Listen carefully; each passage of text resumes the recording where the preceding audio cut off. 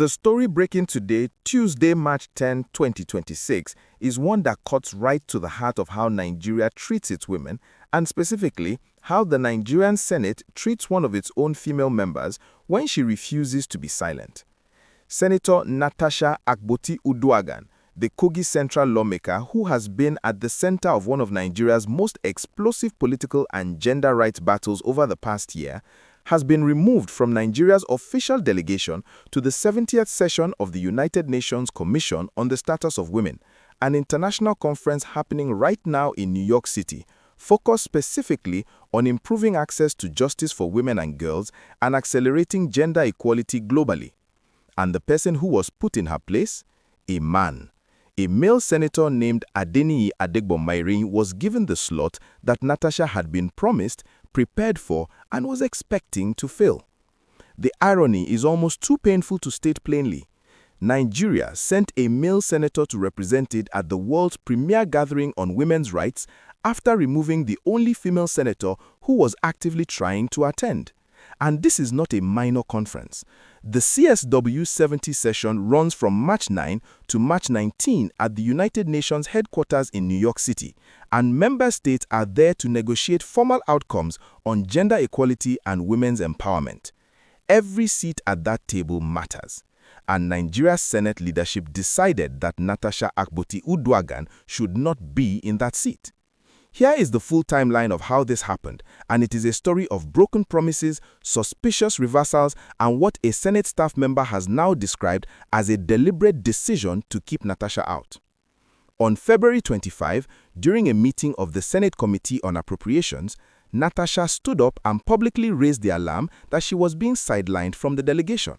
She said her office received a request the previous day for her passport details, an indication she was being considered for the trip. She submitted her passport information within 3 hours, and then she was told her invitation had been cancelled because she responded too late. She said plainly, "I should not be treated differently from other women, especially concerning an event focused on the betterment of women." The chairperson of the Senate Committee on Women Affairs, Senator Ireti Kingbe of the FTC, publicly assured Natasha at that same February 25 meeting that she would be included.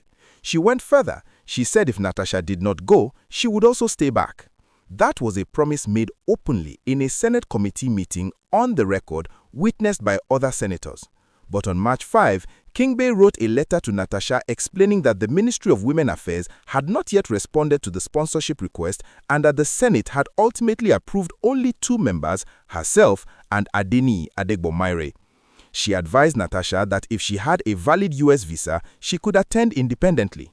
In other words, the Senate will not pay for you to go. Go and find your own way there if you want. Now here is the detail that a Senate staff member shared with Premium Times, and it is the detail that makes this story impossible to interpret charitably.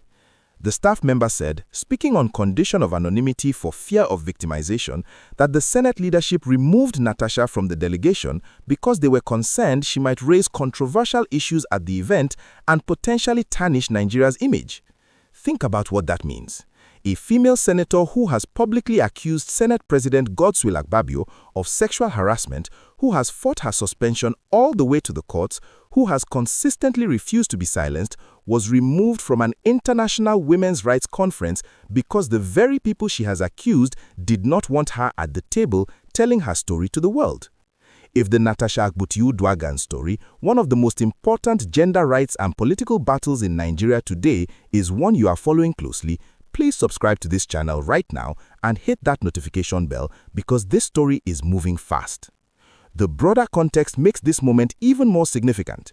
Nigeria has only 4 female senators out of 109, 4 women in the entire upper chamber of Nigeria's legislature. At a global conference focused on women's rights and representation, those 4 voices matter enormously.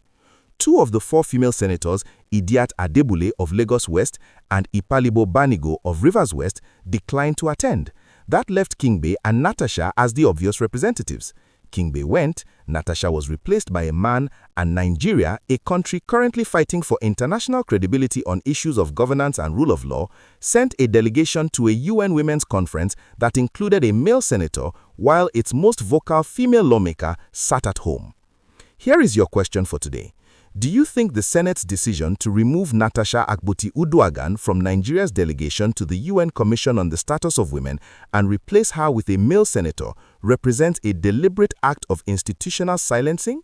And what message does it send to Nigerian women and girls that the men running the Senate decided who could and could not represent women on the world stage? Drop your most honest answer in the comments below. Share this video so every Nigerian following Natasha's story gets the full picture of what happened today. Like it if this breakdown gave you everything you needed, and stay subscribed because Natasha has never gone quietly and her response to today's development is going to be worth watching.